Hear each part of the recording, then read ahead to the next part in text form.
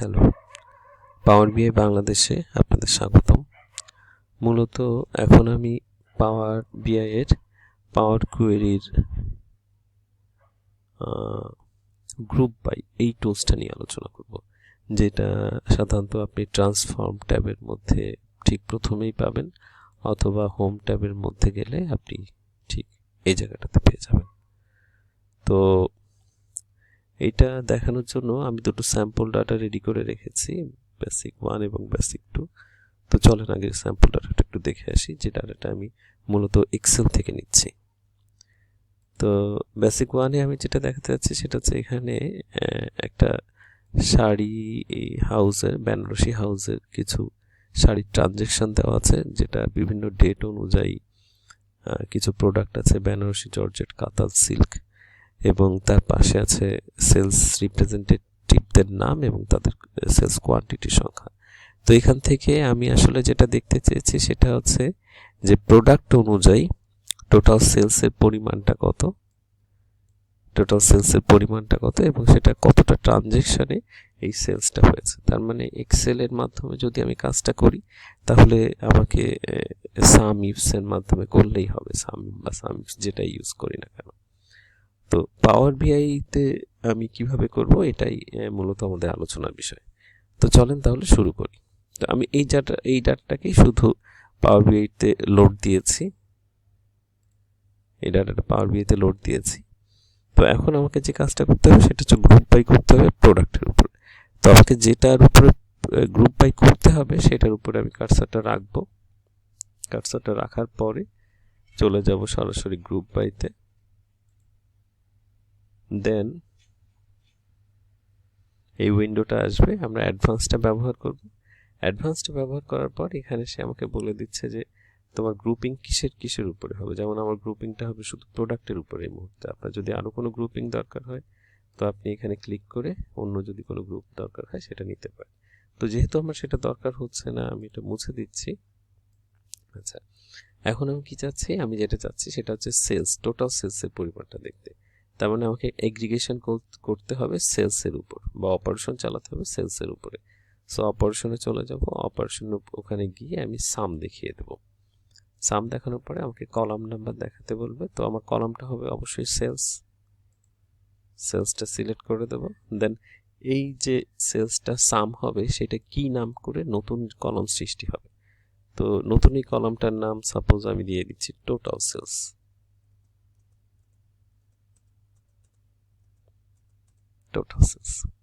দেন এটা তো আমার একটা ক্রাইটেরিয়া ছিল, পাশাপাশি আমার আরেকটা ক্রাইটেরিয়া ছিল যে আসলে কতটা ট্রানজ্যাকশন নিয়ে করতে হবে। তার মানে আমাকে আরেকটা অপারেশন চালাতে হবে বা আরেকটা এগ্রিগেশন করতে হবে। দেন অ্যাড এগ্রিগেশন। সো এখানে আসলে আমাকে সাম, এভারেজ, মিডিয়ান, মিন, ম্যাক্স, কাউন্ট, ডিস্টিংক্ট, অলরো, এরকম অনেক কিছুই আছে। তো আমাকে এখানে যেটা করতে হবে সেটা হচ্ছে কাউন্ট রোজ, অর্থাৎ টোটাল টেবিলটাতে কতগুলি রো আছে ট্রানজ্যাকশন অনুযায়ী বা প্রোডাক্ট অনুযায়ী সেটা আমাকে বের করতে হবে। এটার জন্য আমরা কাউন্ট রোজটা সিলেক্ট করব। কাউন্ট রোজ সিলেক্ট করে এখানে লিখে দেব টোটাল ট্রানজ্যাকশন।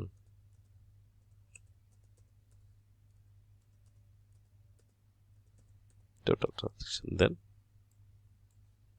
ওকে। তো দিলে খুব সহজেই দেখেন আপনার সামনে প্রোডাক্টগুলি কি আছে এবং তার টোটাল সেলের পরিমাণটা কত এবং টোটাল ট্রানজ্যাকশনের পরিমাণটা আমাদের সামনে বের হয়ে চলে আসলো। তো এটা ছিল আসলে আমাদের গ্রুপ বাই নিয়ে একটা বেসিক আলোচনা, যেটা সাধারণত মানুষ এগ্রিগেশন ব্যবহার করেই কাজগুলি শেষ করে দেন। মোস্ট অফ দ্য কাজ এরকমই হয়, ক্ষেত্র বিশেষে কিছু অ্যাডভান্স কাজ করতে হয়। তো আমি আরেকটা বেসিক একটা পার্ট দেখাবো।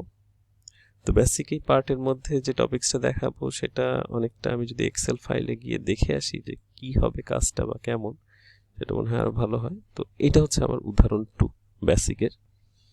এখানে আমি কিছু শাড়ির নাম রেখেছি এবং তার পাশে কোয়ান্টিটিটা দিয়ে দিয়েছি।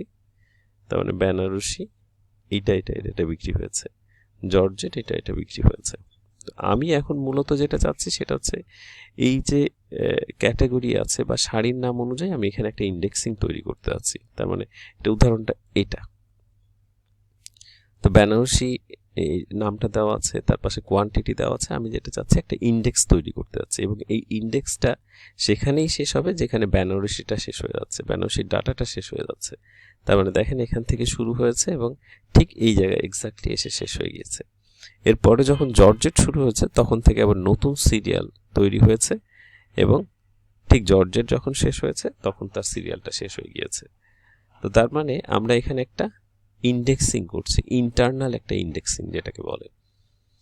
তো পাওয়ার কোয়েরিতে এই ইন্টারনাল ইন্ডেক্সিংটা আসলে কিভাবে করে, তো চলুন যাই সেটা দেখি এবার। আমি জাস্ট এই ডাটাটাকেই লোড নিয়েছি পাওয়ার কোয়েরিতে, সরি, জাস্ট এই ডাটাটাই লোড নিয়েছি। তো যেহেতু এটার উপরেই আমি মূলত গ্রুপিংটা করব বা ইন্ডেক্সিংটা তৈরি করতে চাই, এটার উপরে সিলেকশন করব, সিলেকশন করে সরাসরি চলে যাব হোম ট্যাবের মধ্যে থেকে গ্রুপ বাই, গ্রুপ বাইতে ক্লিক করব। ক্লিক করার পর সেই উইন্ডোটা আসবে আমার সামনে, অ্যাডভান্স। তো এখন যে কাজটা করব সেটা হচ্ছে, আমি এখান থেকে এর আগে আমরা দেখেছি যে অপারেশনের ক্ষেত্রে সাম, অ্যাভারেজ, মিডিয়ান, মিন, ম্যাক্স, কাউন্ট রোজ বা ডিস্ট্রিক্ট কাউন্ট এগুলি আছে, বাট এখন আমাকে যে কাজটা করতে হবে সেটা কাজটা একটু ভিন্ন। তো এই ভিন্ন কাজটা করার জন্য আমাকে একটু অল রোজ এই অংশটা সাপোর্ট নিতে হবে। সিলেক্ট করে দিয়ে দেন জাস্ট আমি যে নাম আছে কাউন্ট, চাইলে নতুন নাম চেঞ্জ করতে পারি, যেমন আমি নামটা দিয়ে দিই যে এটা আসলে যেটা হবে সেটা হচ্ছে টেবিলে কনভার্ট হবে। সো আমি এটার নাম দিই নিউ টেবিল, সংক্ষেপেই নাম দিলাম কারণ এটা পরে থাকছে না। দেন ওকে। ফলে যেটা ঘটলো সেটা হচ্ছে বেনারসি, জর্জেট, কাতান এবং সিল্ক, তার মানে 4টা প্রোডাক্ট ইউনিক, সেই 4টা প্রোডাক্টে 4টা টেবিল তৈরি করলো। তো কি টেবিল তৈরি করলো? বেনারসির আন্ডারে ঠিক বেনারসি যে শাড়িগুলি ছিল, যে কোয়ান্টিটিগুলি ছিল, সেইটা একটা গ্রুপিং হয়েছে। জর্জেটের আন্ডারে ঠিক জর্জেটের শাড়ি বা জর্জেটের সেগমেন্টটা গ্রুপিং হয়েছে। তেমনি কাতানের আন্ডারে কাতান এবং সিল্কের আন্ডারে সিল্কের ক্যাটাগরি, কোয়ান্টিটি সমস্ত কিছু একটা গ্রুপিং হয়েছে। সরি।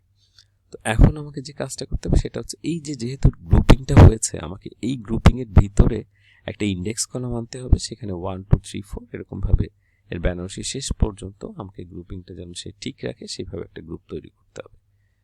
তো এটার জন্য আমরা যে কাজটা করব সেটার জন্য একটু সব থেকে ভালো হবে যদি আমার মতো ফাঁকিবাজি হন, কোড মুখস্থ না থাকে, তাহলে এই কাজটা করতে পারেন। আমি সাধারণত যে কাজটা করি সেটা হচ্ছে রাইট বাটন ক্লিক করে এটা একটা ডুপ্লিকেট কপি দেব।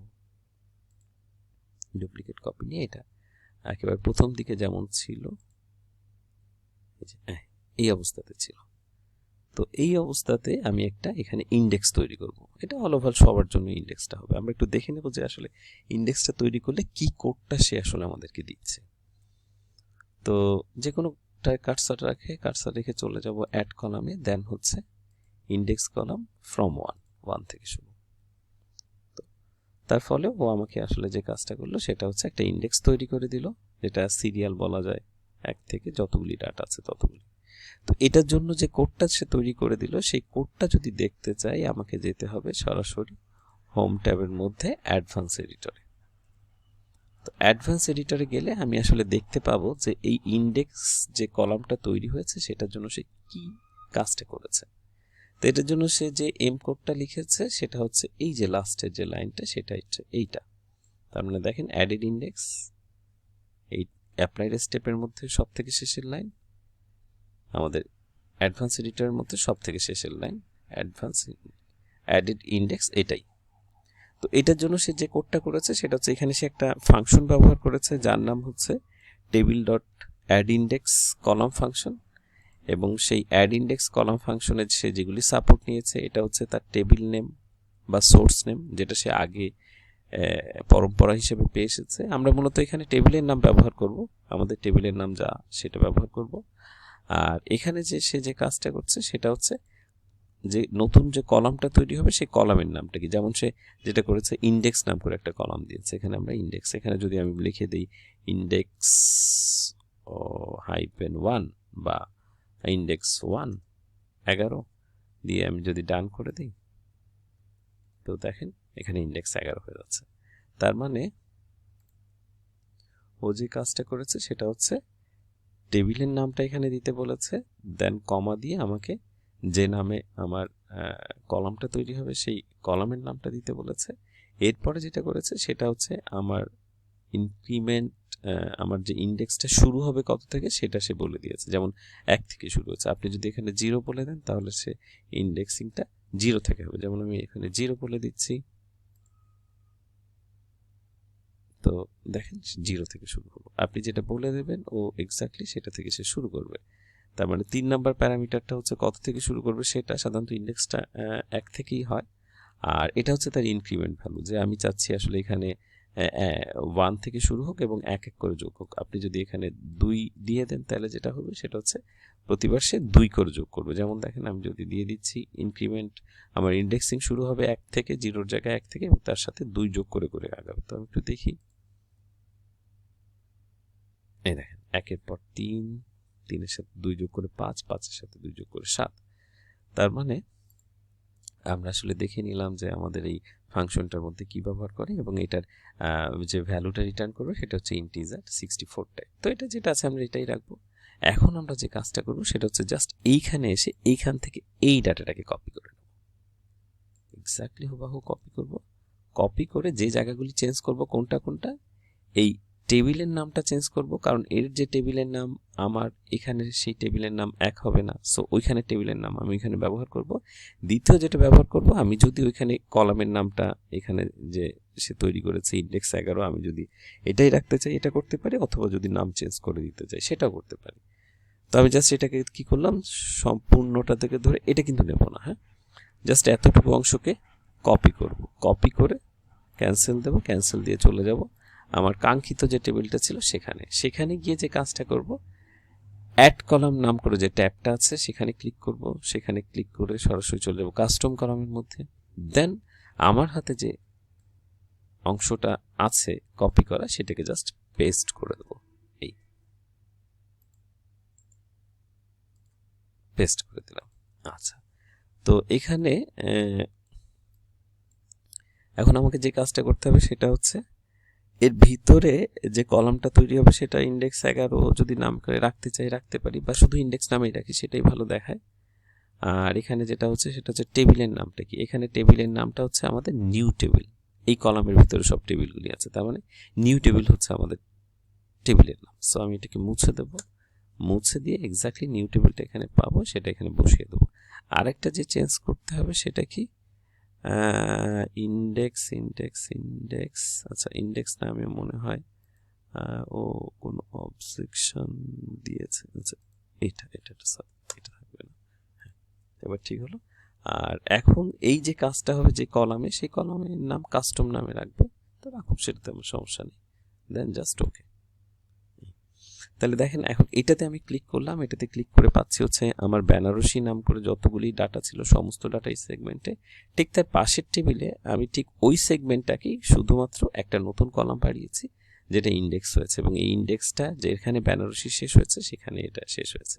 এরপর যখন জর্জেটে যাচ্ছি, জর্জেটে গেলে সে জর্জেটে নতুন করে সিরিয়াল তৈরি করেছে, এবং জর্জেটের ডাটা যেখানে শেষ হয়েছে সেখানেই তার এটা শেষ হয়েছে। এখন যেটা করবো সেটা হচ্ছে এই যে সারি এবং নিউ টেবিল, এটাকে শিফট চেপে ধরে একসাথে এর উপরে ঠিক হেডিং এর যে কোনো একটা হেডিং এর উপরে রাইট বাটন ক্লিক করে রিমুভ কলাম করে দেবো। তার মানে ওই কলাম দুইটা আমাদের এখন আর দরকার হবে না।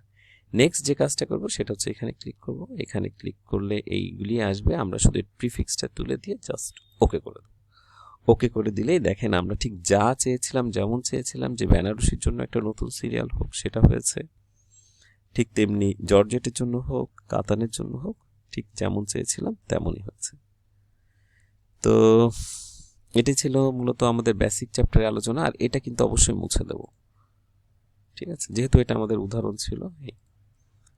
তো যাই হোক, এতক্ষণ আমাদের সঙ্গে থাকার জন্য আপনাদেরকে ধন্যবাদ।